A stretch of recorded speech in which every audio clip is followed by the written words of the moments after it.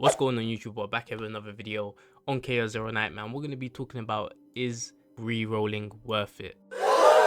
Now with that question, a lot of people could just probably answer themselves. Obviously you're free to do what you want. I think there's pros and cons on both. If you do re-roll, you could probably start off with a bigger roster of characters, more 5-star characters that could help you push through content and the game.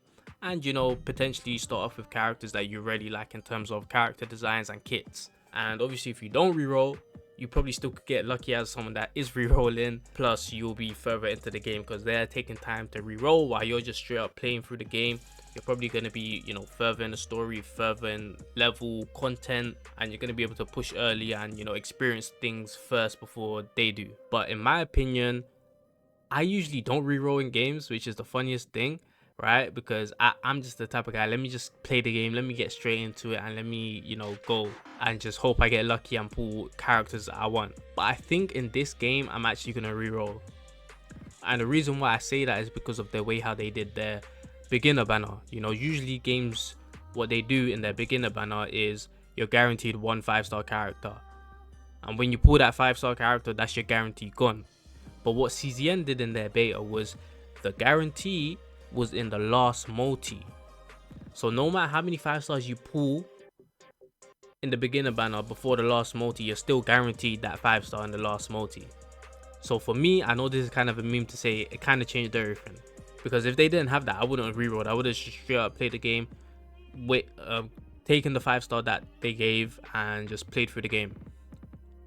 But the fact that you're guaranteed the 5-star in the last multi basically means if you pull 5 stars before the last multi, you're going to be able to start with multiple 5-stars. So that's what I'm personally going to do.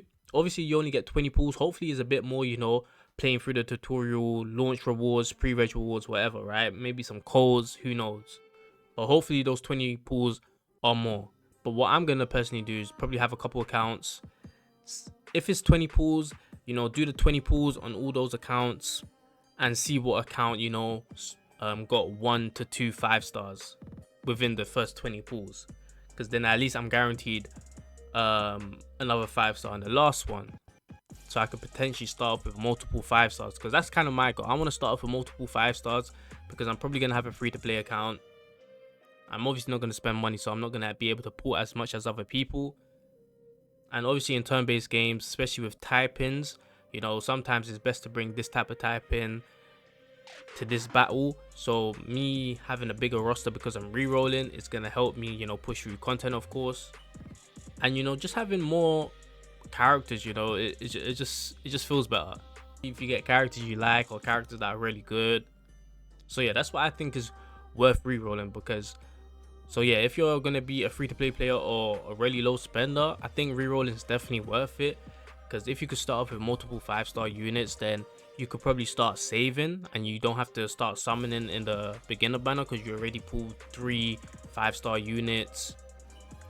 And maybe one day you could just keep saving until a rate up character comes out that you probably don't get, or you just didn't have enough summons, and they go to the beginner banner and you just go all out in that beginner banner trying to get that character. Obviously it will be hard, but if you save up from launch until a couple months, you're probably gonna have a crap ton of standard banner pulls.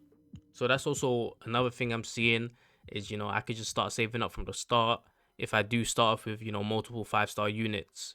And if there's a character in the future that I just don't get, or I just don't have enough summons, I could risk it. Obviously it's not guaranteed, but I could risk it and see if I could get them from the standard banner by just dropping a whole bunch of pulls.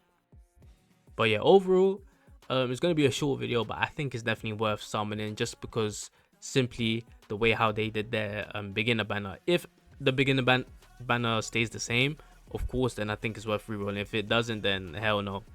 But if they keep it the same to the point where you're guaranteed that 5-star in the last multi and you can pull 5-stars before that, alongside with still having that guarantee in the last multi, I think it's definitely worth some re-rolling. As I said several times, starting off with multiple 5-star characters would be nice, especially in a game where there's type-ins, and in certain fights they're gonna not tell you, but they're gonna recommend you to bring this type of type and that type of time. And obviously if you start with multiple 5-star characters, you can build a lot more teams, basically kind of have a bigger roster overall, pair certain characters up with other characters that work really well together as well.